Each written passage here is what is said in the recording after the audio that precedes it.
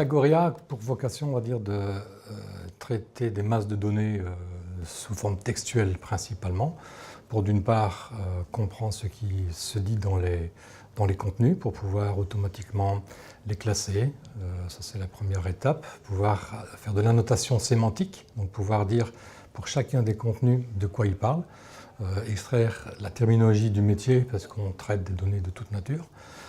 Quand on a extrait la terminologie, on va aussi coller des concepts plus abstraits, pas nécessairement de l'extraction, mais plutôt de la génération alors de métadonnées.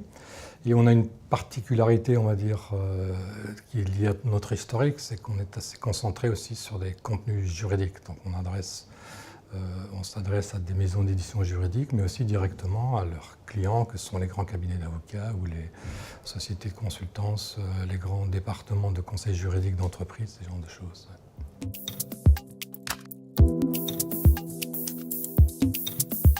Je pense que principalement, au jour d'aujourd'hui, les algorithmes font mieux que plusieurs humains, parce que quand on fait une analyse sur la classification de contenu par différents humains ou par même un même humain à travers le temps, un algorithme aura plus de cohérence.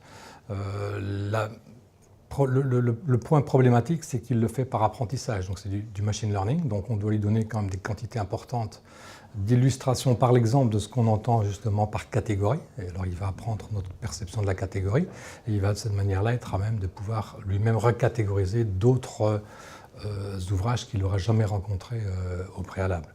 Alors ça a des difficultés parfois en fonction justement de la nature des contenus. On ne catégorise pas des romans ou des recueils de poésie plutôt de la même manière qu'on va catégoriser des traités d'économie, mais du moment qu'on a suffisamment d'exemples, l'algorithme il est à même de répéter, on va dire, la classification sur les contenus.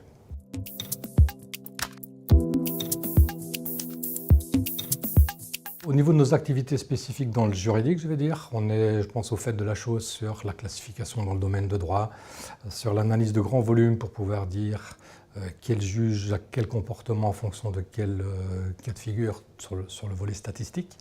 On a développé très récemment un module de questions-réponses pour pouvoir justement offrir un service qui est différent de donner une liste de résultats à un utilisateur pour qu'il aille lui-même trouver la réponse. Donc, pour peu que les questions soient assez simples et que la réponse figure dans un contenu, on va lui donner directement la réponse.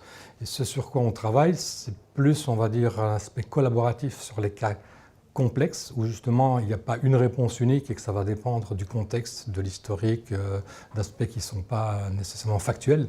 Donc ça, c'est les développements qu'on est en train de mettre en place pour le moment, justement, pour pouvoir arriver à un système interactif, on va dire, où on va aider l'utilisateur à trouver la réponse dans l'optimum de son cas à lui.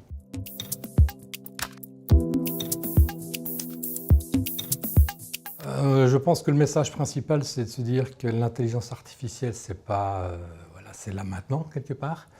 C'est concret, il y a des applications qui fonctionnent au jour le jour. C'est pas terminé en termes de développement. Et le risque, c'est aussi le hype qu'on fait autour de ce genre de concept, d'avoir une attente, je dirais, démesurée par rapport à ce qui est possible au jour d'aujourd'hui. Alors, ce qui n'est pas nécessairement possible aujourd'hui, il sera peut-être demain. Mais il faut avoir des demandes qui soient réalisables aujourd'hui ou dans un futur proche.